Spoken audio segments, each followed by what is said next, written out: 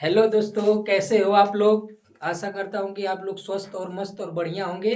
और इस कड़कड़ाती ठंड में आप लोग रजाई के साथ मज़े लेते हुए अपना पढ़ाई को चालू किए होंगे। और हमारे चैनल पे आप सभी का स्वागत है। आइए आज हम लोग देख लेते हैं कोड का जो कितने प्रकार के होते हैं और कोड के बारे में कुछ समझ लेते हैं। ठीक है बातें। ठीक है, तो देखिए कोड 6 प्रकार का होते हैं। कोड कितने प्रकार के होते हैं? 6 प्रकार के होते हैं। ठीक है, पहला कौन सा होता है कोड? न्यून कोड। क्या होता है? न्यून कोड। न्यून कोड किसे कहते हैं? न्यून कोड जो क्या होता है? जीरो अंश से बड़ा, जीरो जीरो अंश से बड़ा और 90 अंश से क्या होता है? छोटा होता है। उसी को क्या बोलते हैं? न्यून कोड। क्या बोलते हैं? न्यून कोड। जैसे एक एक हो गया। देखिए एक ये सरल रेखा, कोई भी रेखा क्या होती है? 180 अंश की होती है। इसमें 90 अंश कहने का मतलब 90 अंश से छोटा होगा।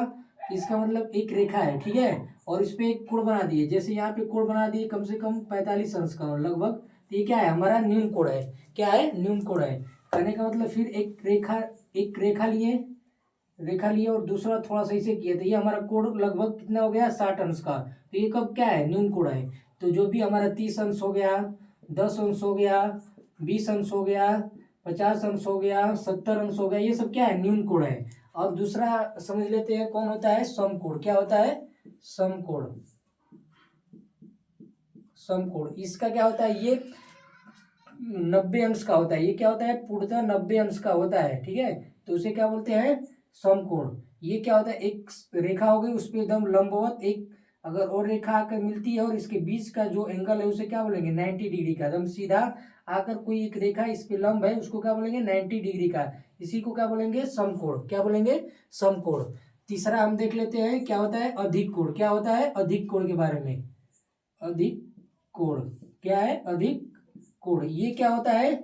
90 अंश से अधिक, 90 अंश से अधिक और 180 अंश से कम होता है। जैसे इसके बीच में कौन सा कोण हो जाएगा? 110 अंश का कोण, 120 अंश का कोण, 150 अंश का कोण, 170 अंश का कोण। जैसे मान लेते एक रेखा हो गई, इसमें थोड़ा सा और कर दिए तो क्या हो गया? ये लगभग 110 अंश का कोण हो गया, तो इसे क्या बोलेंगे? अधिक कोण।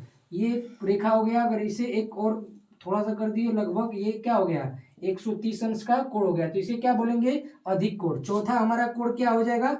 चौथा हमारा क्या कौन सा कोण होगा? सरल कोण। क्या बोलेंगे? सरल कोण या ऋजु कोण। क्या बोलेंगे? ऋजु कोण। ये क्या होता है? एक रेखा है और जो रेखा पर पूरा जो कोण एक बनता है और जो वृत्त के जैसा, उसको क्या बोलते हैं? 180 अंश का। इसे क्या बोलेंगे? 180 अंश का। जो पूर्ण रूप से 180 अंश का कोण होता है उसे क्या बोलेंगे? सरल कोण। पांचवा हमारा क्या होता है? अधिक कोण। क्या होता है? अरे पांचवा हमारा सॉरी होता है बृहद कोण। क्या होता है? बृहद कोण। ये क्या होता है? कोण 180 अंश से ज्यादा और हमारा क्या होता है? 360 अंश से कम। 360 अंश से कम होता है। ठीक है, जैसे मान लो यहाँ पे कोई रेखा है और यहाँ से थोड़ा यहाँ में इसे कर दिए, तो जो हमारा ये कोण बीच में का लगभग बना है, इसे कम से कम 190 कोण। जैसे फिर एक रेखा मान लेते हैं, जैसे एक ये कहने का मतलब जो ये बीच का कोण एक हो गया है, जो 250 का, जो 250 अंश का कोण है, उसे क्या बोलेंगे? बृहद कोण। लास्ट कोण बचता है 6 नंबर का, उसको बोलते हैं संपूर्ण कोण। संपूर्ण कोण। संपूर्ण कोण ये क्या होता है? पूरा जो हमारा एक सर्किल होता है, इसे क्या बोलते हैं? इसमें बनता है 360 अंश का। जो हमारा पूरा एक सर्किल है, वृत्त है, उसके अंदर क्या होता है? 360 अंश का कोण बनता है। उसी को क्या बोलते हैं? संपूर्ण कोण। तो हम लोग आइए फटाफट एक बार रिवीजन कर लेते हैं। न्यून कोण किसे कहते हैं? जो 0 अंश से बड़ा लेकिन 90 अंश से क्या रहेगा? छोटा रहेगा, उसे बोलेंगे न्यून कोण। समकोण जो एग्जैक्ट 90 अंश का कोण बनाएगा उसे क्या बोलेंगे? समकोण। क्या बनाएंगे? समकोण। अधिक कोण के बारे में, जो 90 अंश से अधिक लेकिन 180 अंश से कम, उसे क्या बोलेंगे? जैसे 110, 120, 150, 170, उसे क्या बोलेंगे? अधिक कोण। सरल कोण या ऋजु कोण ये क्या होता है? एक कोई भी एक रेखा है, उसमें क्या बनता है? 180 अंश का कोण बनता है, उसी को क्या बोल देंगे? सरल या ऋजु कोण। बृहद कोण 180 अंश से अधिक, 360 अंश से कम, उसको क्या बोलेंगे? बृहद कोण। और लास्ट हमारा क्या है? संपूर्ण कोण। जो एक पूरा सर्किल जिसमें एक वृत्त होता है, जिसके अंदर पूरा 360 अंश का कोण बनता है, उसी को बोलते हैं संपूर्ण कोण। तो आशा करता हूँ कि आप सभी को बढ़िया से समझ में आया होगा। अगर समझ में आया तो हमारे कमेंट बॉक्स में कुछ बता सकते हैं। अगर लाइक कमेंट और शेयर कर सकते हैं। धन्यवाद।